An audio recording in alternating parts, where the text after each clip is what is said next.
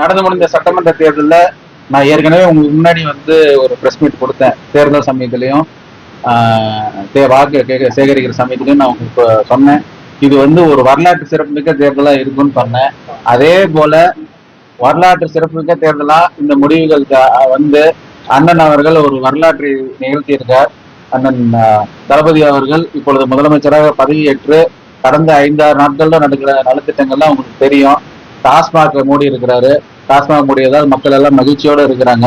முக்கியமா சொல்லணும்னா ராசிபுரம் நகரத்துல பஸ் ஸ்டாண்ட் பக்கத்திலே இருந்த ஒரு டாஸ்மாக் நான் ஓட்டு கேட்கும் போதே வந்து மக்களையும் எந்த கோரிக்கை வச்சேன். எனக்குமே அது பார்க்கறதுக்கு ரொம்ப ஒரு சங்கோஜமா இருந்தது. அந்த இடத்துல வாக்கு கேட்கும் போதே பாத்தீங்கன்னா பஸ் ஸ்டாண்ட் உள்ளாரே உட்காந்து நிறைய பேர் வந்து மது அருந்திட்டு இருந்தாங்க. இதெல்லாம் வந்து பார்த்துட்டு நான் கண்டிப்பா ஜெயிச்சு வந்தா இதை எடுக்கணும்னு நினைச்சிட்டு இருந்தேன். அதே போல அண்ணன் அவர்கள் ஒரே ஒரு உத்தரவுல அந்த கடையை மூட வச்சிட்டாரு. ராசிபுரம் மக்கள் சார்பாக அண்ணன் முதல்வர் அவர்களுக்கு நான் நன்றியை தெரிவிச்சுக்கிறேன்.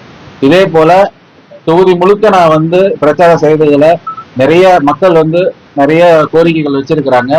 மைக்ரோ லெவல்ல வேலை செஞ்சு ஒவ்வொரு கிராமமா நான் சென்று அத்தனை குறைகளையும் தீர்த்து வைப்பேன் என்கிறத இந்த நேரத்தில் உங்கள் வாயில தெரிவிச்சுக்கிறேன். இருக்கிற இன்னொரு பிரச்சனை பார்த்தீங்கன்னா இப்போ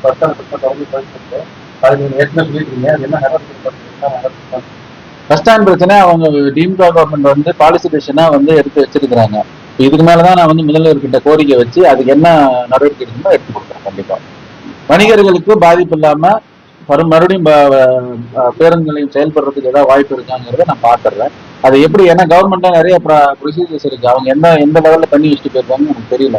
கலெக்டர்கிட்டையும் அது விஷயமா நான் பேசுவேன். மேலும் அண்ணன் முதல்வரையும் பார்த்து இதுக்கு என்ன ஒரு தீர்வுங்கிறத நான் கேட்டு நான் ஒரு முடிவெடுப்பேன். 6 நாள் தான் ஆயிருக்கு. உடனே சட்ட ஒழுங்கு சரியாகாது. ஆனா 6 நாள்ல நல்லாவே டெவலப்மெண்ட் வந்திருக்கு. கிரைம் ரேட் கம்மியா இருக்குன்னு சொல்றாங்க. போலீஸ் கிட்ட நான் விசாரிச்ச போது சொன்னாங்க. ஆனா இன்னும் போக போக நீங்களே பாப்பீங்க, ரவுடிகள் கலாச்சாரம் முற்றிலும் ஒழிக்கப்படும்.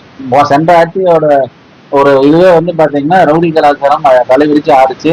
கண்டிப்பா அது ஒழிக்கப்படும். ரவுடிகளே நாட்டு இல்லாத ஒரு நிலை உருவாகும். பெண்களுக்கும் மகளிருக்கும் குழந்தைகளுக்கும் பாதுகாப்பு உறுதி செய்வதுதான் இந்த அரசோட ஒரு மிகப்பெரிய ஒரு கோலா இருக்குது. அதன்படிதான் நீங்க வந்து இப்ப வந்து பெண்களுக்கும் தனியா வந்து அந்த சிறப்பு அதிரடிப்படை அண்ணன் உருவாக்கி இருக்கிறாரு. அதன்படி நீங்க எப்ப கால் பண்ணாலும் வந்து பெண்களுக்கு பாதுகாப்பா அந்த படை நிற்கும். நீங்க போக போக தெரிஞ்சுக்கீங்க சட்டம் ஒழுங்கு இன்னும் இம்ப்ரூவ் ஆகுறது. அமைச்சர் அருண்ராஜ் உள்ளிட்ட பலரும் மத்திய அரசுக்கு இணக்கமாக இருந்து ஆதரவு இந்தியை பற்றி தங்களை செயல்படுத்த சொல்லியிருக்காங்க. முதல்வர் என்ன சொல்லியிருக்காங்க?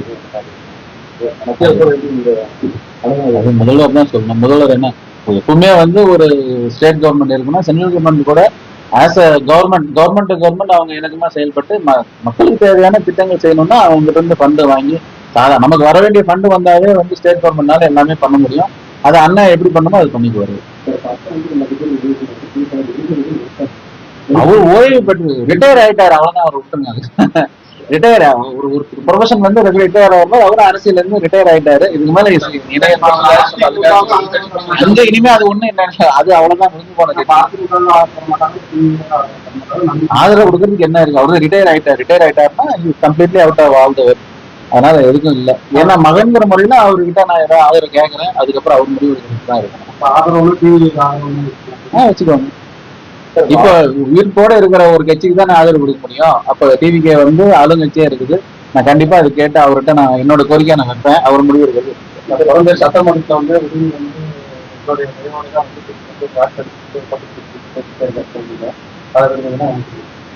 அதை பத்தி என்ன, அவரு மக்களுக்கு தெரியும். எல்லாம் லைவா வந்துருச்சு, வெட்ட வெளிச்சமா எல்லாம் மக்களே சட்டசபையில என்ன நடந்துன்னு பாத்துட்டீங்க. திமுக ஆதரவு கொடுத்துட்டா கொடுக்கல.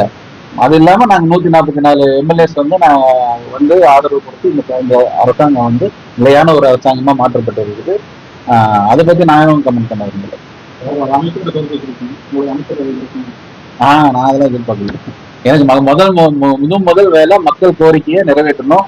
ராசிபுரம் நான் ஓட்டு கேட்கும் போது மக்களுக்கு வந்து அடிப்படை வசதிகளே ரொம்ப குறைவா இருக்கு. அதுதான் என்னுடைய முதல் வேலையும் இருக்கும். நான் சொன்ன மாதிரி மைக்ரோ லெவல்ல கிராமமா சென்று அத்தனை கோரிக்கைகளுக்கும் தீர்வு காண்றதுதான் என்னுடைய வேலையும் இருக்கு.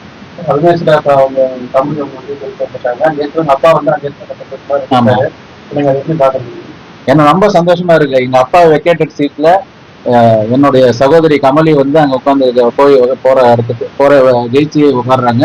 எனக்கு ரொம்ப சந்தோஷமா இருக்கு. நாங்க இருவரும் 2 பேரும் சேர்ந்து செயல்படுவோம். அவினாசிக்கு என்ன தேவையோ எல்லா சப்போர்ட்டும் நான் கொடுப்பேன். காசு பத்திக்கு என்ன சப்போர்ட்டோ அவங்ககிட்ட நான் கேட்டு வாங்கிக்குவேன். அண்ணனும் இருக்காரு, அவர் மூலமான சப்போர்ட் வாங்கிக்குவேன். நன்றி.